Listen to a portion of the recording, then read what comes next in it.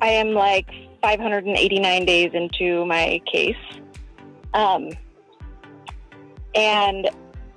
I guess my question is how to deal with the guardian ad litem.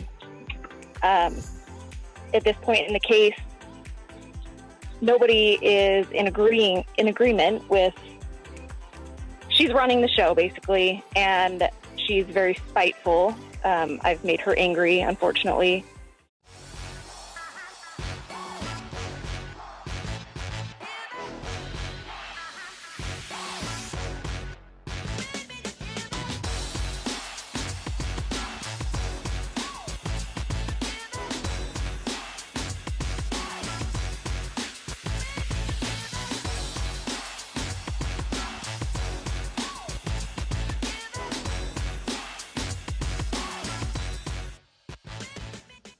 This is Attorney Vincent Davis. This is The Secret, How to Fight Child Protective Services and Win.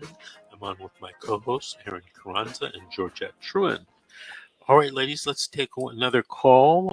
Megan from Utah. Megan, did you have a story to tell or a question to ask? A question to ask. Go for it. So, I am like 589 days into my case. And I guess my question is how to deal with the guardian ad litem. At this point in the case, nobody is in agreement with, she's running the show basically, and she's very spiteful. I've made her angry, unfortunately. And the division is not the problem at this point. My caseworker is great. We have a good relationship at this point, and she's doing everything she can. I was ordered out of my home, so I'm homeless. I,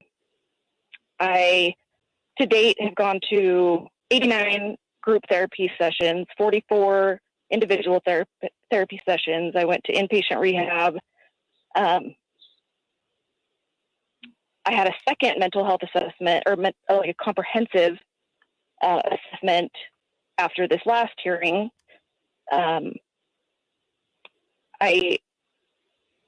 don't know what to do. So the guardian ad litem at the beginning of this case apparently was diagnosed with breast cancer. So she is very part-time. I don't know how many cases she has, but she is very unavailable. She's never met me or my children ever once. I've never had a conversation on my own with her. She's never had a conversation with my children on her own. She has a CASA who visits just two of my children, two of the four. At this point, I have common sense. I know I'm the one who got this case, started to begin with, and I was not very compliant at first. I really fought it. But at this point, their cure has done more damage than the disease itself, if that makes sense. I am losing my mind. They've taken a lot from me at this point, and I don't know what to do. I've tried getting a hold of the lead guardian ad litem twice, and she won't respond, obviously. I do have an attorney. I will say it's awesome what you do, because there are not many who do it. I have struggled to find an attorney who would even take my case throughout. And even the one that I've got now, this is not his specialty, and I feel like it's hindered me more than it's helped. So for that, you're awesome. Well, thank you. I appreciate that. Let me try to answer your question. Now, in a lot of states, the guardian ad litem is the attorney for the children. That's not what they call it here in California. They call it the minor's attorney. But you're dealing with an attorney. And, it's one of my general rules is you as a party should not be dealing with an opposing attorney at any time.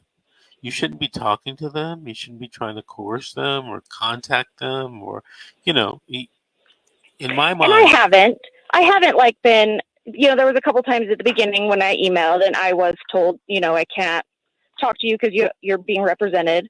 Mm-hmm. But nobody can get a hold of her. You know, my caseworker has sent emails extensively. So is my therapist. Well, okay, listen, go ahead. Megan, you're coming at the problem the wrong way. Okay. So the guardian ad litem is, sometimes an important player in the case. What you and your attorney have to do is you guys have to set some type of contested hearing or trial, and make the guardian prove their case. You say the social worker's on your side. Well, the social worker can get up on the stand and write a report or testify that the child or children should be returned to you, or you can be, moved back into the house. I was recently doing a case in another state, and I called the attorney for the minors as a witness. Now, that didn't go over really well with the attorney and didn't go over really well with the judge. Right. And I was not allowed to answer or to question the attorney, but I highlighted the fact that it was the attorney making all of these statements without any real evidence and without me being able to cross-examine the attorney about all this BS. Now, I didn't get to question the attorney, but in my mind, it did work, because at the end of the minor's case in chief, the case was thrown out. I made a motion to throw it out based upon the fact that there was no evidence other than what the attorney was saying, and she wouldn't get on the stand. So there's other ways to deal with the attorney than just trying to talk to them. Look, talking does no good in a lot of these situations. Right. A lot of people want you to try to talk to them, try to work things out. In my experience, it's just my experience, talking is not effective. I mean, I do try to talk to people. I do try to resolve things. But if they don't resolve, I'm not going to keep going and going and going. It's just like, let's go to the judge and let the judge decide. That's what judges do. They make decisions of disputed facts and law. So judge, here's the evidence. They put on their evidence, and judge makes the decision. That's it. Okay. It's not complicated. Now, it doesn't always work out the way you want it. Right. But you don't get into this, I got to talk to the GAL. Listen, let me tell you something. You cannot convince the GAL of anything. So don't even think that you can. So I've learned. Okay. But you're wasting time trying to think that you can do that. And you're just pissing off the GAL even more. For some reason, she doesn't like you. Who knows? Is it your red hair? Is it the hairstyle that you have? Is it the colors that you wear to court? Do you show up in court in bright red jumpsuits?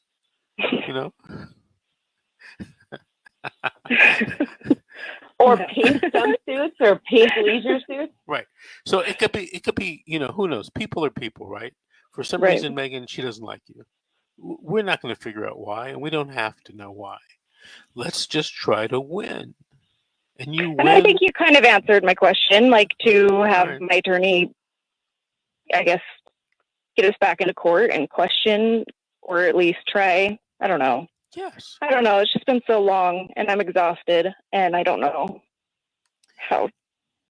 Don't give up. Oh, it's so hard at this point. I know. Look, 2 minutes. But this is, we're talking about your kids. I know. Right? They want to break you. Remember that. They want to break you. They want to break you. Don't allow them to break you. Don't allow them to break you. Megan, don't give up. That's right. All right. You know what? Take some deep breaths. You know who's really good? Call Aaron or call Georgette. They're really good at talking to you. They've been through this. They both are CPS victims. That's why they're on this show with me. I've never been. It's just noise. I've never it been can't a hurt you. It's just words. I've never been a CPS victim. They never took any of my kids away. Right. But these ladies know. They've been through what you're going through and probably more. So call them. Just call them at my office or look them up on their Facebook pages. They have their telephone numbers and their email addresses there. I think I did talk to, is it Georgette? Is that her name? Mm-hmm. Yes. I think I did a while back, and she just let me vent for quite a while, so that was nice. Hey, listen, Megan, I want to thank you for calling and thank you for listening. Call us back in 3 or 4 weeks and give us an update. The show is about to end, and I don't want to go over time. This has been The Secret, How to Fight Child Protective Services and Win. Thank you, Aaron Carranza. Thank you, Georgette Schuin. And thank you for all the listeners. Megan, give me a call. We'll see you next week on the radio.